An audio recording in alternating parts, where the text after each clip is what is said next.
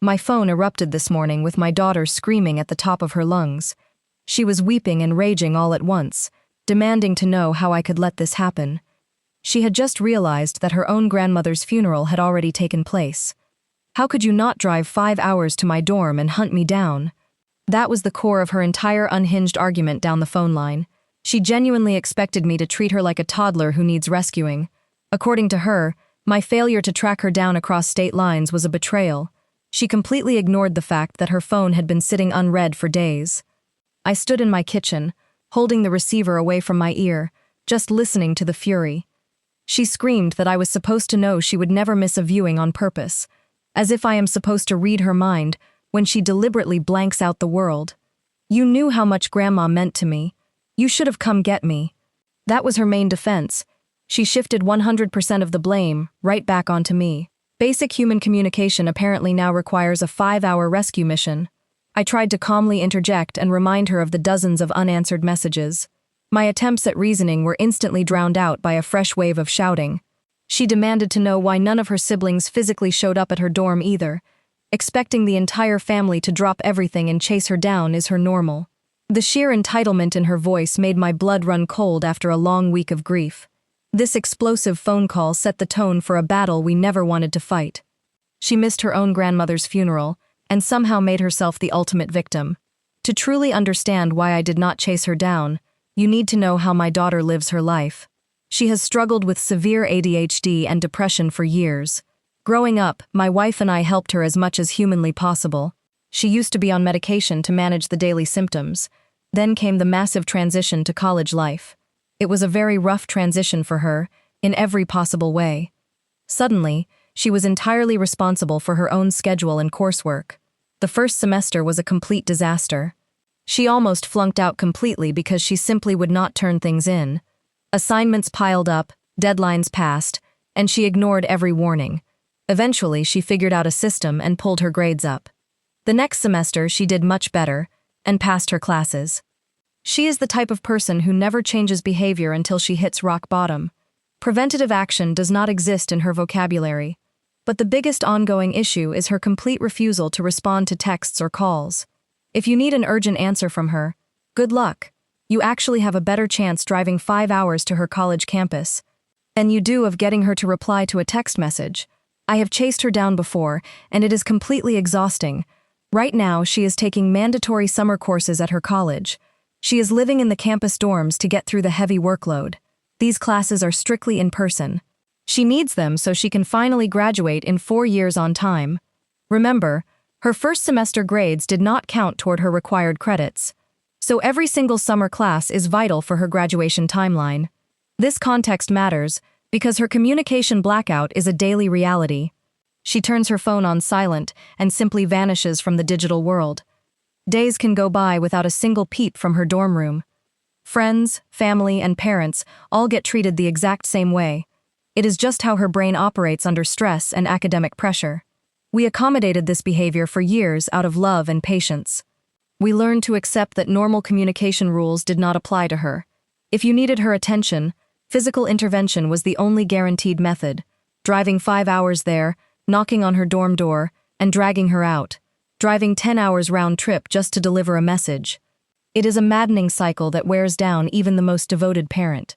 When my mother passed away last week, this exact ghosting habit became our worst possible nightmare, because I knew that reaching her would be nearly impossible, and the clock was ticking down to my own mother's viewing, setting the stage for a family tragedy of communication. Then last week happened. My mother passed away. My own mother, the grandmother my daughter was genuinely close to. Last week, the whole family was informed of the devastating news. I knew straight away she would want to be at the viewing. She loved her grandmother, and missing it wasn't an option in normal circumstances. So I immediately picked up my phone. I personally called her twice. Both calls went straight to voicemail with zero answer. I didn't stop there. I sent her a direct text message breaking the news. The message status remained stubbornly unread. I needed to coordinate picking her up so she could attend over the weekend. Hours ticked by. Still nothing. Not a single peep from her dorm room. I had her siblings message her too, hoping family backup would work. They reached out through multiple apps and group chats. They never got a single response either. Radio silence from a college student who was supposedly reachable. Then the agonizing decision began to loom over us.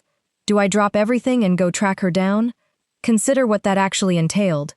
It meant packing up the car right in the middle of our deepest grief. Driving 5 hours to her college campus, navigating campus parking and hunting down her specific dorm building, banging on her locked door just to give her news she was ignoring, and then driving another 5 hours back home with her in tow. 10 total hours in the car for a rescue mission. All because a young adult refuses to check her notifications. I had chased her down before. I knew exactly how exhausting and humiliating the entire process was. Why should I have to hunt down my own daughter like a fugitive? She was living her life, taking summer courses, completely unreachable. My mother was gone, and I was expected to play detective. It was an agonizing, impossible choice to make. Do I honor my dead mother by planning her funeral properly? Or do I drop everything to chase a ghost across state lines? I sat down with my wife to talk it through. We weighed every single option on the table. She was just as sick of the constant phone neglect as I was. She looked at me and said we had to draw a line, focus on my mom's viewing, stop running after someone who won't answer. I agreed with her completely in that moment. I didn't drive the 10 hours. I stayed and focused on the family mourning my mother. The viewing happened this weekend, and just as expected, she missed the entire thing. I sat down with my wife and we talked it over completely. We were both entirely sick of our daughter refusing to check her phone. Enough was enough. My wife looked at me and said we had to focus on my mother's viewing. She told me not to drive 10 round-trip hours just to track her down at college. It was a painful consensus to reach. We decided to hold our boundary and stop chasing an adult who refused to respond. We let her miss it. The viewing happened over the weekend, and my mother was laid to rest without her granddaughter present. It broke my heart, but I truly believed she left us no other choice. Days passed by in a blur of grief and family gatherings. Then, today happened. My daughter finally looked at her phone and read her messages. My phone started ringing immediately, and the display lit up with her name. When I answered, she wasn't just upset. She was furious. She started yelling down the line before I could even say hello. How could you let me miss Grandma's funeral? She demanded to know why I didn't drive the 5 hours to hunt her down at her dorm. She screamed that it was my job as a father to force her to pay attention. No accountability for her own silence. She expected me to read her mind, bypass her blocked communication, and rescue her from consequences. We got into a massive, screaming fight over the phone. She insisted I should have come to get her, regardless of whether she answered my texts. I tried to explain why we stopped chasing her, but she refused to listen. The explosion was inevitable. Now she is blaming me for missing the final goodbye to her grandmother, and I am left wondering if I actually crossed a line. So now I am sitting here wondering, did I cross a line by refusing to chase her down? Supporting a child with ADHD means helping them build tools. It does not mean carrying their entire life on your shoulders forever. We coddled her through her first semester college panic. We drove hours to fix mistakes that she refused to prevent. At some point, adult accountability has to kick in. If she needs an answer from the university, she figures it out fast. She only goes radio silent when it requires personal effort for others. Missing her own grandmother's funeral was a devastating consequence. She wants to blame me for not magically appearing at her dorm door. But a 10-hour round trip is too high a price for willful ignorance. My wife and I mourned my mother without adding road rage to our grief. We cannot drop everything every single time she loses her phone. So where exactly do you draw the line? Am I the asshole for letting my adult daughter face the results of her own silence?